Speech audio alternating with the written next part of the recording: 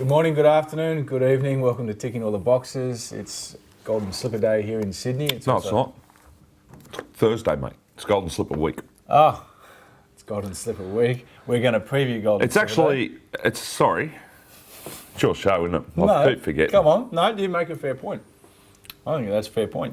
That's fair enough. That's Nick. I'm Clint. Yep. You know what it is today? What is it today? It's the Wanderer's birthday.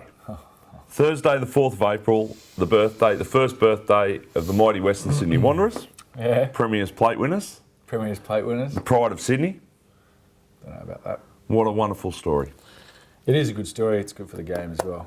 Just been a bittersweet week for us. But anyway, yeah, lost a close friend to the racing industry and to the Australian football industry in Rod Allen earlier this week under tragic circumstances at Cockatoo Island, which hit some of us in the industry pretty hard. I was pretty close with Rod, and yeah, it's been a really bittersweet week. But it's Golden Slipper Day on Saturday. Sydney's turned on its magnificent weather. It's been pouring rain for the last 24 hours. Well, we're normally due for Randwick this time of year, so the weatherman didn't get the email that it's all been shifted back this year. So well, I think it probably tied in with the fact that we went back to Randwick on Monday, and they thought, okay, we'll tease you, we'll give you a half-decent day on Monday, but then you can cop it for 3 weeks. So. It's the richest race day on the Australian calendar? The richest race day in the Australian calendar, the only race day in Australia where there's 5 Group 1s. They can have their derby days, the rest of it. This is Australia's best race day, without a doubt. Yep. And obviously it features the world's richest 2-year-old race in the Golden Slipper too. Not my favourite race in the world, but yeah. Anyway. Although it's probably the most influential race on our calendar. 100%. It's the most influential race in this country. No risk in the world, because if the winner's got 2 little peaches hanging down below, he's set for a good life. Oh, isn't he ever? Unless he's Mike Stanley. Anyway. Bit like you, Cavalryman. Bit like me, no. Cavalryman's... Cavalryman retired. Well, he's a rig these days. He might get a ball back if things don't work out, but he's got one nut still left. But, oh, no, you can't be saying that. Yeah. We might edit that bit. Yeah. We'll have to talk to the producer. Yes. Mate, that's me. All right, come on, let's roll. All right, we've got 9 races on Saturday. We'll start with the first race, the Celebrations Neville Selwood Stakes. What's the track? Oh, my mistake. It's a slow 7. Where's the rail? The rail is out 4 metres for the entire circuit. The weather is isolated showers up until Saturday, and I think including Saturday from memory. Yeah, Lindsay Murphy, we spoke to him this morning, and he said borderline dead 5, slow 6 at best.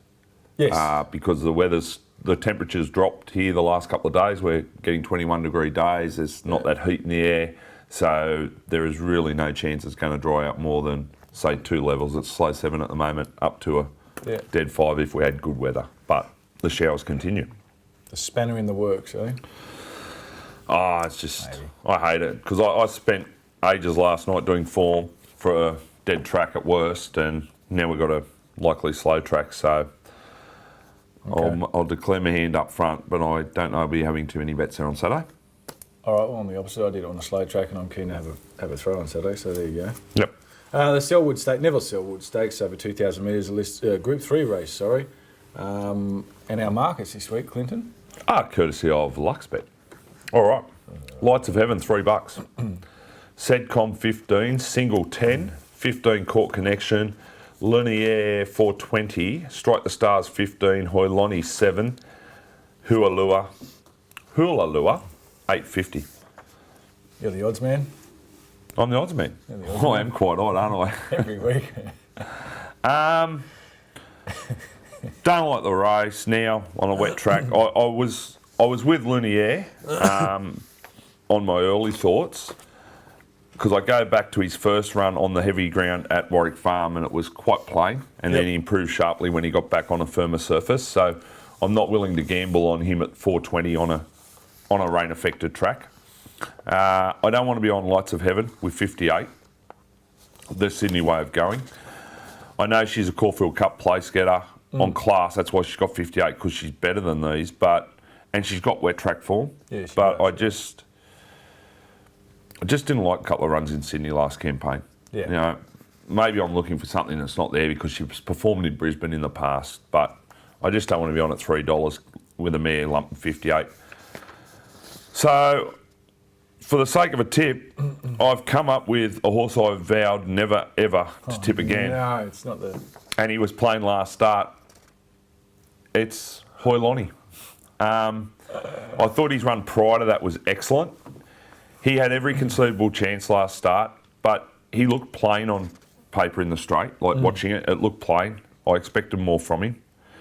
He did SP a $4.80 favourite. Julianus won the race, and he's come out and since won impressively again.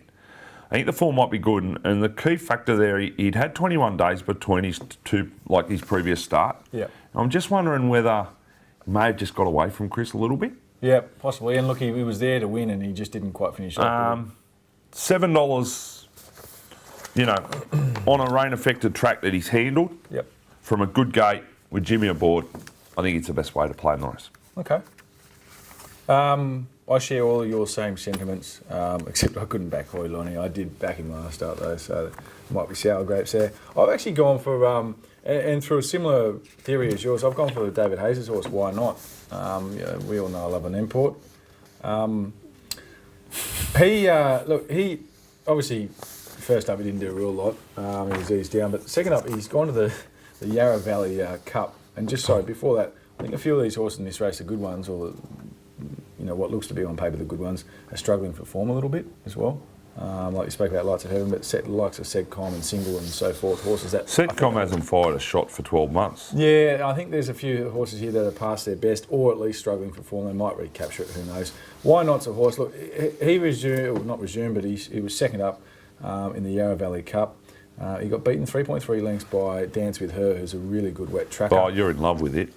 I've taken $81 in the Sydney Cup. I'll declare my hand there just earlier today. She came up to Sydney, you speak of Juliana, she came up to Sydney last weekend for the Manion Cup. It's a dry track. As a horse, she's in 9 starts before last Saturday. She'd never run a place on a dry track, and last Saturday she ran third to Juliana. So we should have run fourth. I was on Calicio at $12. That suggests to me that she might be going better than she's ever gone, Dance with Her, which is why I've snapped up the $81. And I just think that's a fairly good form line. It's a similar form line to one that you've mentioned, the Juliana's form line. And look, at $26, you've got to have something on it. Don't think it's a vintage field. You back dumb or roughies in that one? I think so. 100%. Make a little case for it. So, 100%.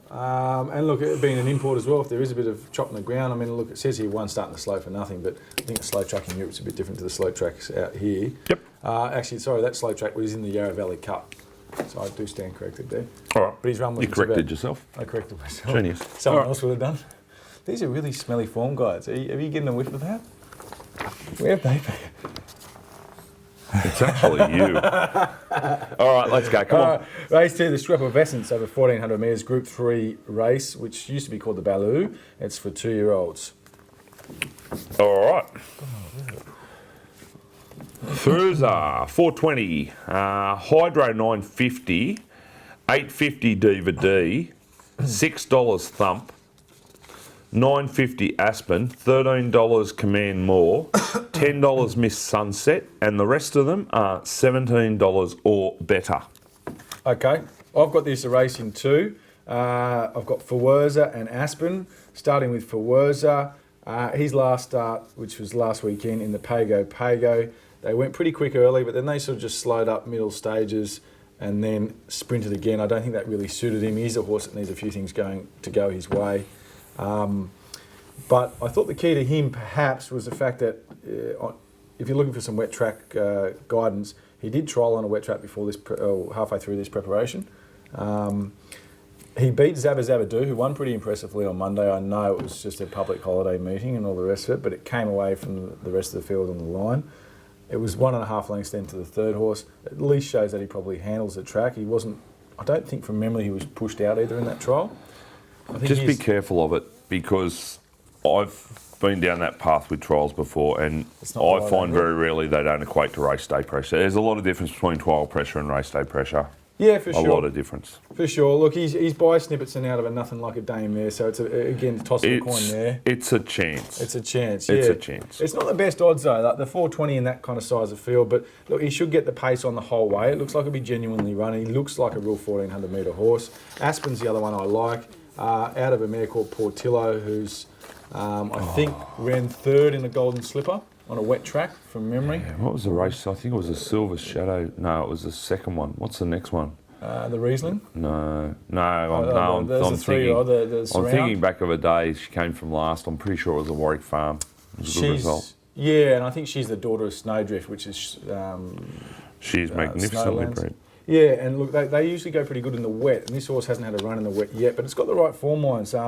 And last start came out and won. It needs to get the same run as it did last start, where it also drew off the track, and Christian Reith gave it an absolute peach, just slotted in 3 wide with the trail. That's what it has to do here again. I think it can do it. I'm going to play those two. I'm going looking for one of the up-and-comers here that haven't been in the obvious races, like the Furzes and whatever you call it, and those sort of horses. The horse I'm tipping is Hydro from the Waterhouse stable. He's more than ready. As a rule, they handle it. Out of the good mare Aqua de Mort, actually. Didn't know that. Remember her? She used to sit down the barriers. Yeah. I was really taken by his win at Newcastle. Now, you read it on paper. It was a 2-year-old handicap, restricted to 1 Metropolitan win. It's midweek race, okay? But he won by a head, and he didn't, run through the line and charge away from them. They were actually closing on him. That was at 1,400 metres. But the thing I liked about it was, he was a bit like that kid at school that was in the veggie classes. He wasn't real bright the way he raced. Like, he was very raw. A lot to learn. Yeah. They've taken the blinkers off him. I reckon if he straightens his act up, I reckon he's a good horse, this bloke. Oh, he is for sure, mate. I reckon he's a good horse. And $9.50, I think, is great value. Barrier 13's offset by the stable, the way they ride their horses. He'll go forward.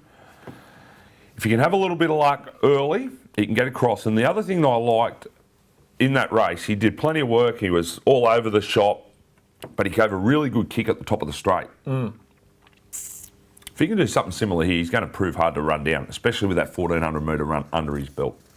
Yeah.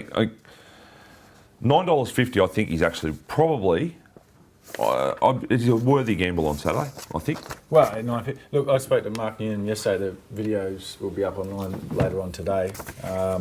And he said it's a really nice horse, still very, very new. He said if he doesn't win on Saturday, keep an eye on him. He'll be winning a stakes race next prep. He did set look like he'd had about 40 schooners before he raced.